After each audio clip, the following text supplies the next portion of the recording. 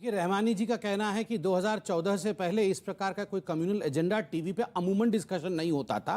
2014 के बाद हुआ है। मैं बताता हूं साइंटिफिकली और लॉजिकली क्यों हुआ है।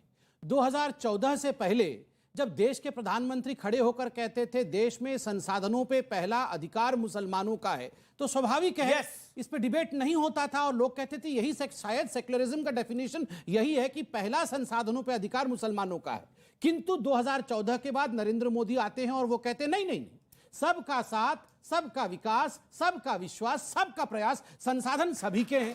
तो स्वाभाविक है डिबेट तो होगा ही। जिनको 70 वर्ष से आदत पड़ गई थी कि हमारी प्रायोरिटी है, अब अगर सबका साथ कह दिया गया, सबके साथ बांटना पड़ेगा तो मुश्किल होगी।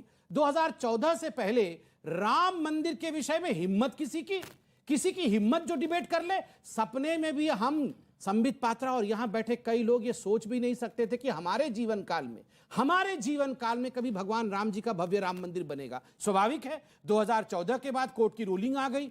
डिस्पाइट द फैक्ट कि ये सारे लोग कोशिश कर रहे थे कि नहीं आए, तो होगा ही, डिस्कशन होगा। 2014 के बाद आप याद करिए हिम्मत किसी की थी ट्रिपल तलाक को छू दिया, हटा दिया, तो डिबेट और डिस्कशन होगा। 2014 से पहले ये लोग कहते थे हाथ लगा जरा अनुच्छेद 370 को, खून की नदियां बहेंगी, छू के दिखा जरा अनुच्छेद 370 को, हिंदुस्तान का झंडा नेस्त नाबूद हो जाएगा। छाती पीट करके नरेंद्र मोदी जी ने अनुच्छेद 370 को हटा दिया, ठोक करके हटा दिया।